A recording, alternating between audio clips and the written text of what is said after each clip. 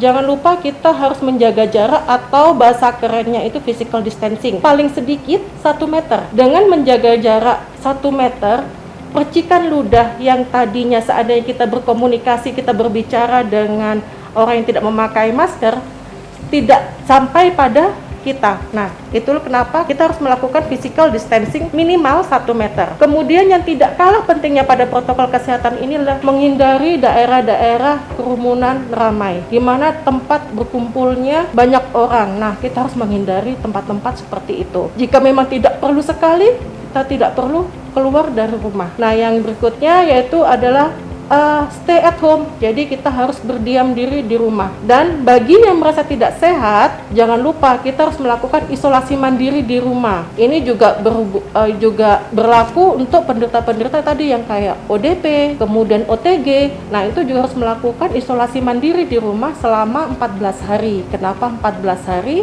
Karena itu tadi masa inkubasi atau masa masuknya sampai timbul gejala itu dalam 14 hari. Pada saat isolasi mandiri ini, kita benar-benar ada di dalam rumah, tidak keluar dari rumah sama sekali. Terus bagaimana dengan kebutuhan hidup dari kita? Kita juga perlu makan, kita juga perlu mandi, kita juga perlu mencuci pakaian.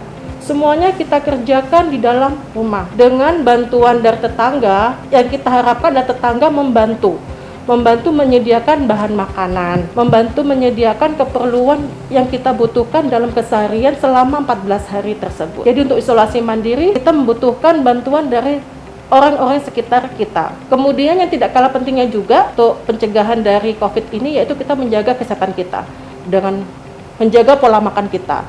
Cukup harus memakan dan makanan yang bergizi, kita mempertimbangkan bagaimana vitamin yang masuk dalam kita. Kemudian ada juga yang menyarankan jangan lupa untuk berjemur. Nah, silakan, kan yang penting kita harus bisa menjaga dari kesehatan kita. Dari kesemuanya itu, yang terpenting adalah bagaimana kita mencegah atau memutus rantai penularan dari corona tersebut. Karena proses pemutusan mata rantai ini tidak semudah kita membalikkan telapak tangan kita, saya harapkan pada kesempatan kali ini semua lapisan masyarakat, terutama tokoh masyarakat, mulai dari lapisan terbawah, dari tingkat RT sampai tingkat kabupaten, bisa saling membantu, saling mengingatkan pada masyarakat sekitar bagaimana cara memutus rantai penularan dari COVID-19 ini.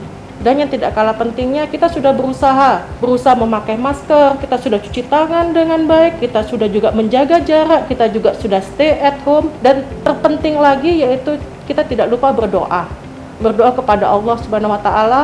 Semoga pandemi COVID-19 ini segera berakhir dari Indonesia dan bumi kita Situbondo ini. Mungkin itu yang bisa saya sampaikan. Untuk berikutnya saya kembalikan lagi pada Bapak Kadin. Terima kasih Bu Dr. Reni yang sudah menyampaikan banyak informasi kepada kita semuanya. Tadi disinggung tentang isolasi mandiri, membutuhkan tetangga-tetangga. Ini yang kita galakkan untuk memperkuat kampung tangguh di wilayah kita masing-masing. Demikian informasi yang dapat kami sampaikan, mudah-mudahan bermanfaat bagi kita semuanya. Jangan lupa seperti yang disampaikan Bu Dr. Reni tadi, kita ikuti protokol kesehatan di era pandemi ini. Terima kasih. Assalamualaikum warahmatullahi wabarakatuh.